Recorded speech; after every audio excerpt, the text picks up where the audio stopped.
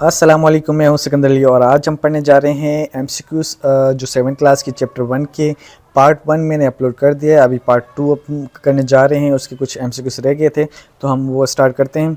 और अगर आप चाहते हैं कि मैं इस तरह से हर चैप्टर की एमसीक्यूज़ बनाता रहूं और इसके अलावा आपको इस तरह से आसान तरीके से मैं आपको समझाता रहूं और ये स्मार्ट वर्क के मतलब कि आपको पूरी बुक नहीं पढ़नी पड़ेगी, पूरा चैप्टर नहीं पढ़ना पड़ेगा।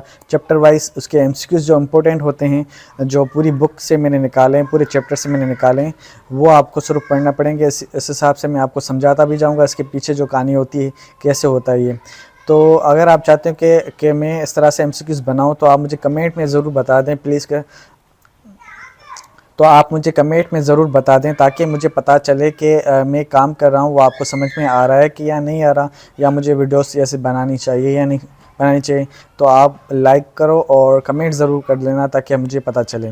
तो हम स्टार्ट करते हैं दोबारा जो आते हैं यहाँ पे ह्यूमन रेस्पिरेटरी सिस्टम में आगे हम तो इसका चैप्टर नंबर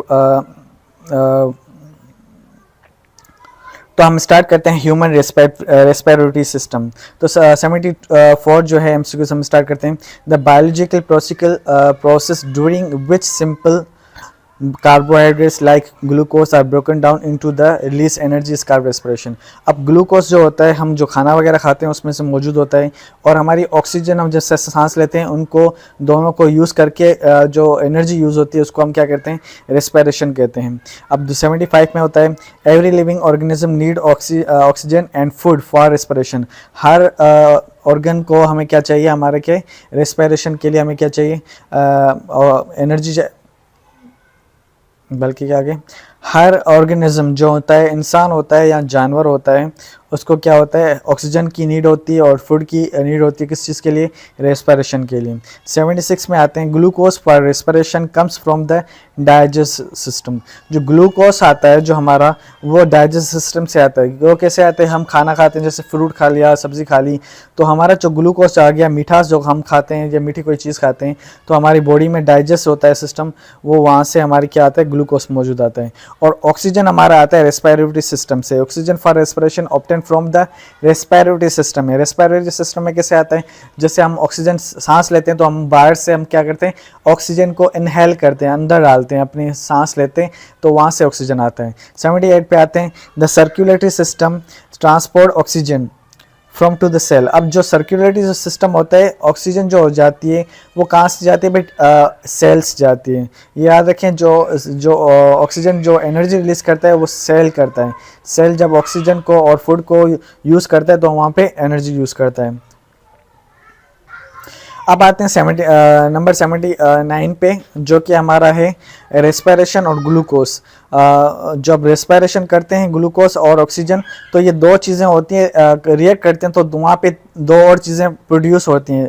एक कार्बन डाइऑक्साइड होती है, एक वाटर होता है। ये एज अ वेस्ट प्रोडक्ट निकलता है। वेस्ट प्रोडक्ट मतलब कि हमारे के लिए कोई काम का नहीं होता है, हम इसको क्या करते हैं, बाहर निकाल देते हैं। बाहर कैसे निकालते हैं, सांस छोड़ते हैं तो कार्बन डाइऑक्साइड छोड़ते हैं, और वाटर जो होता है हम सुसु वगैरह करने जाते हैं, वॉशरूम जाते हैं तो वहाँ से निकल जाता है, या पसीना आता है तो उससे निकल जाते हैं। अब आते हैं 80 नंबर पे। 80 नंबर पे क्या होता है हमारा, द ऑक्सीजन, और इसकी क्या है, ये इक्वेशन भी होती है, जैसे ग्लूकोज और ऑक्सीजन को रिएक्शन करवाया तो वहाँ पे कौन सी चीज़ें बनती है, 3 चीज़ें बनती हैं, एक कार्बन डाइऑक्साइड, वाटर, और तीसरी हमारी एनर्जी बनती है। याद रखें, कार्बन डाइऑक्साइड और वाटर हमारे क्या बॉडी निकाल देती है, और एनर्जी जो होती है वो हमारी क्या बॉडी इस्तेमाल करती है एज अ फ्यूल की तरह। जैसे हम खाना खाते हैं तभी हमें ताकत आती है, अगर हम खाना वगैरह नहीं खाते तो हमें ताकत नहीं मिलती, तो वो एनर्जी यूज़ करती हैं बॉडी को। और इसके अलावा 81 पे आते हैं main organs of respiration system are is oxygen. सबसे ज़्यादा मेन रेस्पिरेशन होता है वो ऑक्सीजन होता है। और दूसरा जो रेस्पिरेशन में कौन कौन सी गैसेस एक्सचेंज होती है, कार्बन डाइऑक्साइड और ऑक्सीजन, उस प्रोसेस को हम गैसेस एक्सचेंज कहते हैं। 82 हो गया हमारा। इसके अलावा 83 पे आते हैं। 83 हमारा है breathing is a physical process in which oxygen is taken inside and body carbon dioxide is given out. उसमें हमारा यह होता है कि ऑक्सीजन को हम अंदर लेते हैं और कार्बन डाइऑक्साइड को हम बाहर निकालते हैं। ब्रीथिंग हमारा ये होता है, सांस लेना। जिस कलेक्शन बॉन्ड्स, जो कलेक्शन ऑफ बॉन्ड्स होता है जो हमारी लंग्स को होता है वो होता है रिब। रिब केज हमारी यहाँ पे जो हड्डियाँ होती हैं, सही है, तो पसलियाँ, जिसको हम पसलियाँ कहते हैं, वो होती हैं हमारी, उसको हम रिब केज कहते हैं। ये हमारे क्या लंग्स को सेफ्टी करने के लिए बनाता है। इसके अलावा हमारा मस्कुलर ऑर्गेनल शीट होती है जो हमारे रिब केज के नीचे होती है, एक शीट बनी होती है जिसको डायाफ्राम कहते हैं। ये हमारी डायाफ्राम इसलिए होता है कि हम सांस लेते हैं तो ये नीचे जाता है, और फिर सांस होते हैं तो वो पुश करता है हमें ऑक्सीजन को, कार्बन डाइऑक्साइड को बाहर निकालने में। इसको हम 85, ये हमारा डायाफ्राम होता है जो हमारी शीट होती है। ये मैंने आपको चैप्टर नंबर 1 में हमारी क्लास 7 की बुक में जो है उसमें से सही से डिटेल में आपको समझाया है। इसके बाद आते हैं 86 पे, chest cavity that protect the respiratory system is called the thoracic cavity. जो चेस्ट में कैविटी लगी होती है वो थोरैसिक कैविटी है, ये नाम याद रखें। इसके अलावा ऑक्सीजन को अंदर लेने को हम इनहेलेशन कहते हैं और बाहर निकालने को हम क्या करते हैं, एक्सहेलेशन कहते हैं। ये याद रखें, इनहेलेशन और एक्सहेलेशन। इनहेलेशन में हमारी जो डायफ्राम होती है वो फ्लैट होती है, सीधी सीधी, और रिब केज होती है वो हमारी क्या होती है, आउट हो जाती है। और इनहेलेशन में दूसरी ये होता है कि हमारी चेस्ट क्या हो जाती है, बढ़ जाती है। ये हमारे इनहेलेशन में प्रोसेस होता है। अब एक्सहेलेशन में हमारी रिब केज दोबारा क्या हो जाती है, अपवर्ड हो जाती है। इसके बाद एक्सहेलेशन में हमारी जो रिब केज है वो बैक हो जाती है, वापसी हो जाती है। इसके बाद एक्सहेलेशन में जो हमारी रिब के चेस्ट कैविटी है वो डिक्रीज हो जाती है, छोटी हो जाती है। वो इंक्रीज होती है सांस लेने में, और बाहर निकालने में हमारी क्या हो जाती है, डिक्रीज हो जाती है। गैसेस एक्सचेंज हमारे क्या होते हैं, एल्वियोल में होता है। ये याद रखें, हमारा जो छोटी सी एल्वियोल होती है चेस्ट में, मैंने साइंस में चैप्टर कंप्लीट सही से पढ़ाया हुआ है, वो एल्वियोल वहाँ पे मौजूद है, वहाँ पे गैसेस एक्सचेंज होती है। एल्वियोल हमारा क्या, माइक्रो ऑर्गेनिकल सिंगल सेलुलर लेयर होती है जहाँ पे ये गैसेस एक्सचेंज होती है, जो कि ब्रोंचाई के बाद चेस्ट में एक छोटी गोली की तरह होती है, वो उसमें मौजूद होती है। आपने चैप्टर लाजमी पढ़ना ताकि आपको ये चीज़ें समझ में आ जाए। चैप्टर मैंने मेरे चैनल पे मौजूद है, प्लेलिस्ट में जाओगे तो वहाँ पे आपको मिल जाएगी। 97 में alveoli are completely surrounded by capillaries, capillaries के जरिए सराउंडेड होती है। इसके बाद 98 पे आता है डिफ्यूजन फ्रॉम एल्वियोल, इसको छोड़ दो, हाई लेवल पे लो लेवल पे ये आता है, ये आपको नहीं समझ में आएगा अभी, क्योंकि ये आपको जब आप पिक्चर देखोगे आपको चैप्टर नंबर 1 पे आपको मैंने चैप्टर डिटेल में मैंने आपको समझाया था। जैसे हाई लेवल पे ऑक्सीजन होती है तो वो ब्लड में, तो वो क्या होता है, वो उस चीज़ में डिफ्यूज़ कर देता है सेल में, एल्वियोल में, और इसमें से जो लो लेवल होते हैं वो उठा लेता है। इस तरह से वो एक्सचेंज जो होती है, एक्सचेंज होती है ऑक्सीजन और कार्बन डाइऑक्साइड।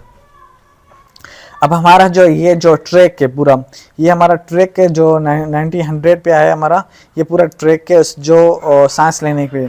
पहले क्या होता है, कार्बन डाइऑक्साइड रीच के एल्वियोल में पहुंचती है, एल्वियोल के बाद हमारा दोबारा ऊपर आती है, ब्रंच गैस, फिर ब्रोंची में आती है, फिर ट्रेकिया में, फिर लैरिंक्स में, इसके बाद फेरेंक्स के बाद हमारा जो नोट्रिस है, जो नाक की 2 ये सुराख होते हैं, नोट्रिस इसको कहते हैं, वहाँ से हमारी कार्बन डाइऑक्साइड बाहर निकलती है। ब्लड ट्रांसपोर्ट क्या होता है, oxygen to the cell where it react with the oxygen of energy. अब ब्लड जो होता है, ऑक्सीजन जो होता है वो क्या होता है, ब्लड में होता है, वो रिएक्शन करता है फूड के साथ, उससे हमारी क्या होती है, एनर्जी पैदा होती है। अब हमारा आता है रेस्पिरेशन। रेस्पिरेशन जो होती है, अगर ऑक्सीजन के साथ होती है तो वो एरोबिक होती है, और ऑक्सीजन के बगैर होती है वो एनएरोबिक होती है। एरोबिक ऑक्सीजन होती है, एनएरोबिक हमारी विदाउट ऑक्सीजन होती है, और एरोबिक होती है हमारी, वो क्या होती है, विद ऑक्सीजन होती है। ये हमारे 2 MCQs यहाँ पे कवर हो रहे हैं, आप पढ़ोगे तो समझ में आ जाएगा। ये हमारे ह्यूमन में होती है जिसमें हमारे एरोबिक रेस्पिरेशन होती है। अब एनारोबिक हमारे में विंजर है, चीज़ है, ब्रेड है, उसमें होती है। अब 105 पे आते हैं। ये बीमारी आ गई कॉमन कोल्ड, ये चेस्ट की बीमारी है, से गले और थ्रोट की वजह से होती है, मतलब कि हमारे ये ज़ुकाम वगैरह होता है जिसमें हमारा कोल्ड हो जाता है डिसऑर्डर, ये हमारे नोज़ और थ्रोट में होती है। ये एनवायरनमेंट पोल्यूशन की वजह से होती है। Symptoms of the cold fluid are sore throat cough suggestion sneezing. भाई खांसी होती है तो वहाँ से हमारा ये चीज़ें हमें ये सिम्टम होते हैं कि भाई अभी हम खांसी हो गई। इसके बाद हमारी टीबी होती है, ये हमारे लंग्स की बीमारी है, याद रखें, ये सवाल आता है मोस्टली। उसके बाद हमारा आता है ट्यूबल लंग्स को हम, टीबी को हम जो हमारी फुल फॉर्म है वो माइक्रो बैक्टीरियम ट्यूबरक्लोसिस है हमारे, ये टीबी की फुल फॉर्म है। इन्फेक्ट बैक्टीरिया डिजीज से होती है, ये भी याद रखें, ये बैक्टीरियल डिजीज़ है यूज बाय माइक्रोबियस। सही है। टीबी जो ट्रांसप्लांट होती है वो हमारे बलगम से होती है, बलगम को हम सेप्टम भी कहते हैं, साइंस वर्ड जो है सेप्टम होते हैं, ये हमारे बलगम से ट्रांसपोर्ट होती है। जैसे ये बलगम एक दूसरे से हम बीमारी फैलती है, ये समझ लो कि बीमारी फैलने वाली बीमारी है। अब बीमारी कैसे फैलती है वो आप नीचे चल के देखते हैं। Symptoms active TB include coughing, chest pain, weakness, loose के नाइटमेयर, नाइट सूट। ये हमारे सिम्टम्स के फीवर के जो होते हैं, मतलब कि किसी को टीबी हो जाती है तो उसको चेस्ट कफ होगा, पेन होगा, वीकनेस होगी, वेट लॉस होगा, फीवर होगा, और उसके बाद ठंडे ठंडे पसीने भी आते हैं रात को, और उसके ये हमारे टीबी के सिम्टम्स हैं। इसके बाद हमारे अस्थमा भी एक बीमारी है जो हमारी रेस्पिरेटरी वेस में होती है। इसमें हमारे जो होते हैं चेस्ट में जो होती है नालियाँ होती है वो सूज जाती हैं, जिसको हम ब्रोंची कहते हैं। ब्रोंचिस जो लंग्स में नालियाँ होती हैं उसको कहते हैं। ट्यूब्स होती हैं वो हमारी क्या होती हैं, सूज जाती हैं, सूजन हो जाती है, जिसकी हमें दर्द होता है। अस्थमा जो होती है ये हमारे क्या है, हेरिडिटरी बीमारी। हेरिडिटरी मतलब कि ख़ानदान से आती हुई बीमारी है, जैसे कि हमारे बच्चों को भी होती है, उसके पेरेंट्स को भी होती है, फिर उसके बच्चों में ट्रांसफ़र हो जाती है, से ये हेरिडिटरी बीमारी, ऑस्प्रिंग कहते हैं बच्चों को। Asthma can be allergic response against cold, humidity, ये ठंड से भी हो सकती है, और इसके अलावा जो पोल्यूशन जो होती है उससे एलर्जी भी होती है, उससे भी होती है। इसके बाद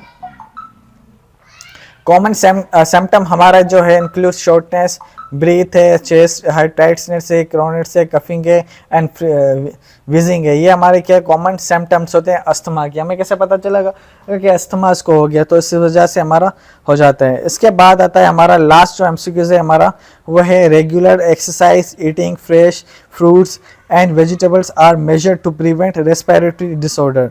अब हमें इसमें बीमारी को बचने के लिए हमें क्या करना चाहिए भाई, फ्रेश फ्रूट खाना चाहिए, वेजिटेबल्स खाना चाहिए, और इसको रेस्पिरेटरी जो डिसऑर्डर होते हैं, जैसे हमारे अस्थमा बीमारी हो गई, हमारे लंग्स हो गया, हमारे कोल्ड हो गया, हमें ज़ुकाम हो गया, जो भी हम इस तरह से बीमारियाँ होती है इसके लिए हमें इस तरह से हमें रुकने के लिए हमें फ्रेश रहना चाहिए, फ्रूट खाना चाहिए, वेजिटेबल्स खाना चाहिए, ताकि हम फिट रहें।